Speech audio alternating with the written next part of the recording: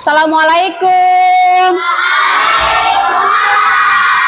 Selamat pagi anak-anak. Gimana kabarnya hari ini? Alhamdulillah, luar biasa, Allahu Akbar. Nah anak-anak, sebelum kita ke materi, baiknya kita berdoa dulu. Berdoa dipimpin oleh ketua kelas kita, Neng Dipa. Silahkan Neng Dipa, pimpin doanya dulu. Bismillahirrahmanirrahim. Alhamdulillahirabbil alamin. Wailul likulli humazatil lumazah. Sekarang sebelum belajar kita menyanyikan lagu dulu ya. Sok berdiri dulu.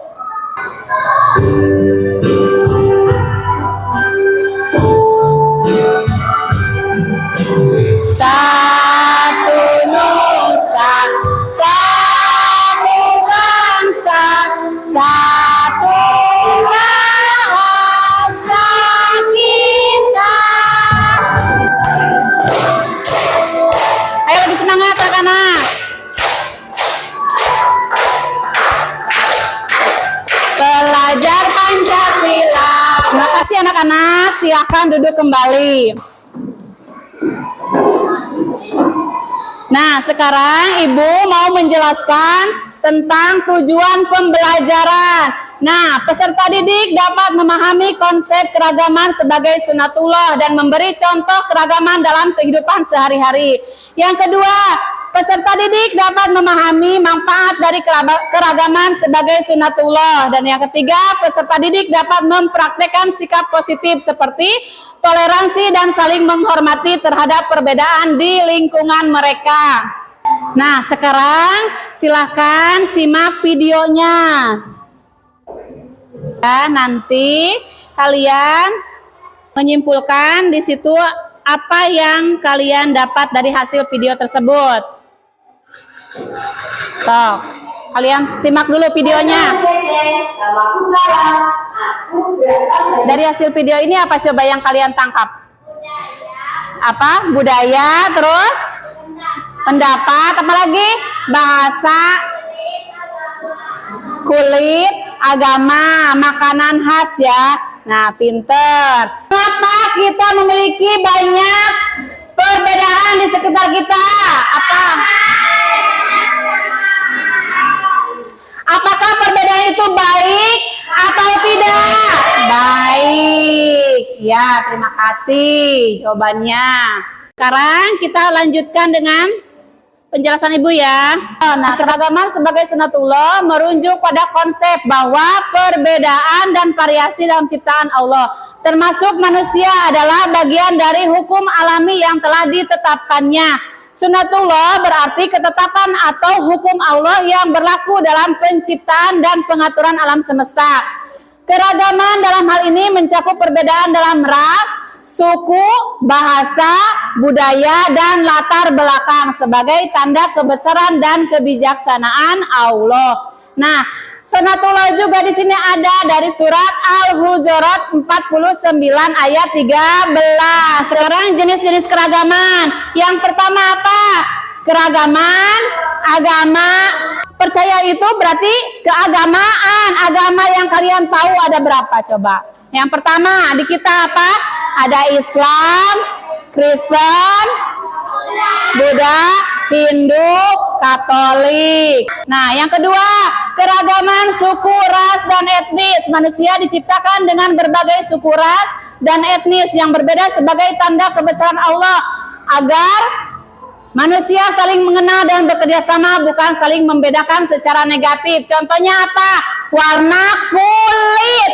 Warna kulit ada yang coklat, ada yang putih, ada yang hitam, ada yang kuning langsat. Contoh lain apa?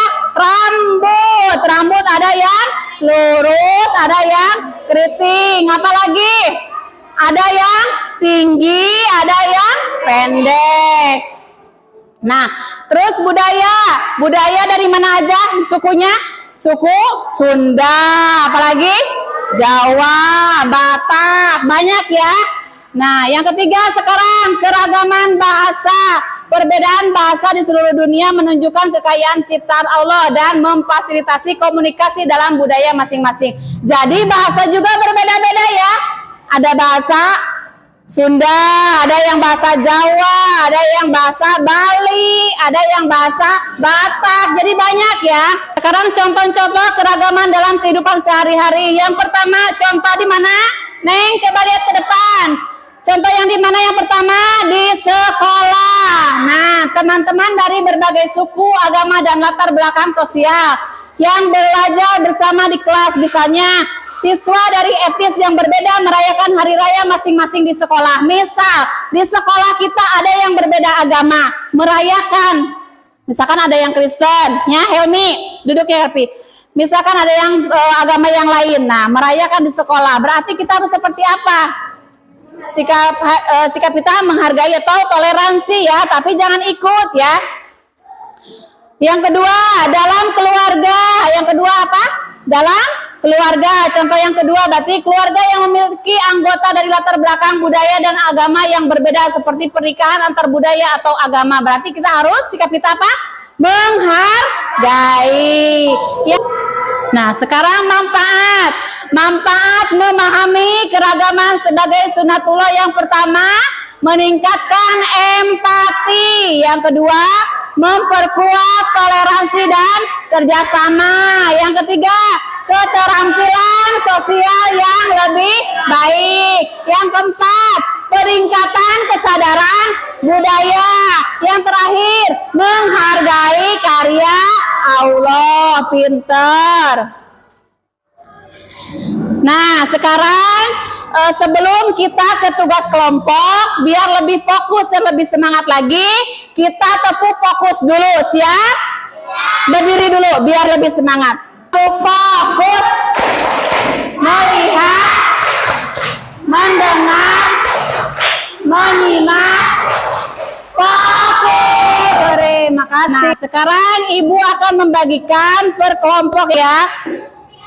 Tugasnya nanti dikerjakan sama-sama ya, setiap kelompok, tapi nanti ada perwakilan satu orang satu ke depan. Kelompok 1, kelompok 2, kelompok 3, kelompok 4. Nah, sudah Ibu bagikan, sekarang baca petunjuknya seperti apa, pertanyaannya di situ. Sok bekerja sama dengan teman-temannya. Nanti satu orang perwakilan dari kelompok masing-masing ke depan untuk mempresentasikan hasil pelajar kelompoknya. Sudah semua? Sudah? Nah, sekarang Ibu meminta perwakilan dari satu orang per kelompok ya. Siapa yang mau ke depan? Boleh, sok. Dari kelompok yang pertama, siapa yang mau ke depan? Kelompok pertama dulu, ayo Neng Dipa, kelompok 1.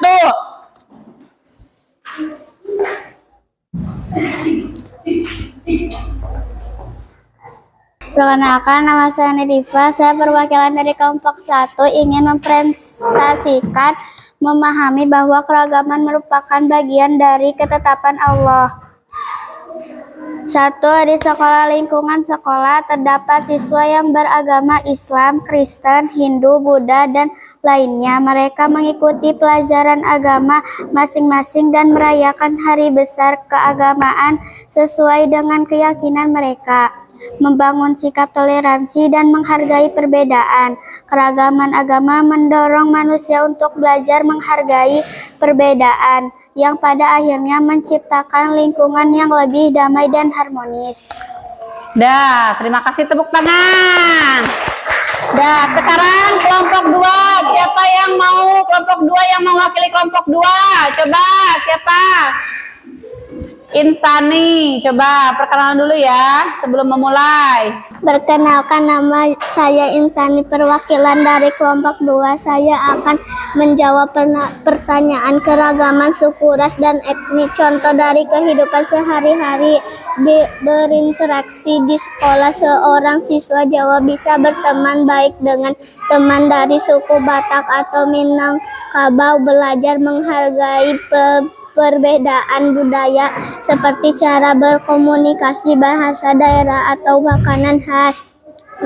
Manfaat dari keragaman ini memperkaya pengetahuan dari pengalaman hidup, interaksi dengan orang dari berbagai suku dan etnis, memperkaya wawasan tentang cara hidup, adat, dan kebiasaan yang berbeda sehingga peningkatan pemahaman dan toleransi antar budaya. Hebat. Tepuk tangan buat kelompok 2. Sekarang yang kelompok 3, perwakilan dari kelompok 3 siapa? Coba.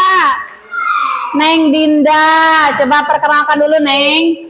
Dari kelompok berapa ya? Perkenalkan dulu. Perkenalkan, nama saya Dinda Puspita, dari kelompok 3 akan keragaman bahasa. Di sekolah, siswa dari berbagai latar belakang etnis berbicara dalam bahasa daerah mereka masing-masing seperti bahasa Jawa, Sunda, atau Bewatwi. Namun mereka juga bisa berkomunikasi dengan bahasa Indonesia sebagai bahasa pemersatu, memperkaya budaya dan identitas nasional. Keragaman bahasa memperkaya kebudayaan nasional. Terima kasih. Tepuk tangan buat kelompok 3. Sekarang kelompok 4. Kelompok 4 siapa yang mau mewakili? Neng Nabila. Ayo Neng ke depan. Coba kenalkan dulu. Perkenalkan, nama saya Nabil Ajara. Saya perwakilan dari kelompok 4. Akan menjawab tentang keragaman budaya dan adat istiadat. 1. Memperkaya warisan budaya nasional. Neng Nabila, terima kasih ya anak-anak. Nah, tepuk tangan dulu buat Neng Nabila. Mengapa keragaman penting dalam kehidupan kita? Apa? Menumbuhkan sikap toleransi, terus saling menghargai dan saling menghormati. Pintar, terima kasih. Anak yang sudah mewakili dari kelompoknya masing-masing. Nah, sekarang kesimpulannya dari hasil pembelajaran. Mempelajari keragaman sebagai sunatullah membantu peserta didik untuk tumbuh menjadi individu yang toleran, empati, dan berpengetahuan luas yang mampu berkontribusi positif dalam masyarakat yang multikultural dan global. Nah, sekarang kita kuis ya. Ibu bagikan lembarnya untuk mengikuti kuis ya anak-anak. Siap gak anak-anak? Lebih semangat lagi, siap gak?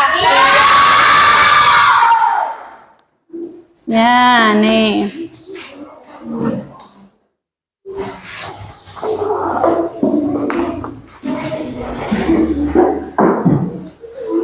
Pembelajaran hari ini sudah cukup ya anak-anak. Nah, semangat nggak belajarnya untuk hari ini? Seru nggak pembelajarannya? Seru. Nah, belajar lagi ya untuk pembelajaran minggu depan tentang Asmaul Husna. Nah, pembelajaran sekarang sampai di sini dulu ya. Nah, sebelum pembelajaran ditutup, baiknya kita berdoa dulu. Berdoa dipimpin lagi oleh ketua kelas kita, Neng Dipa. Silakan.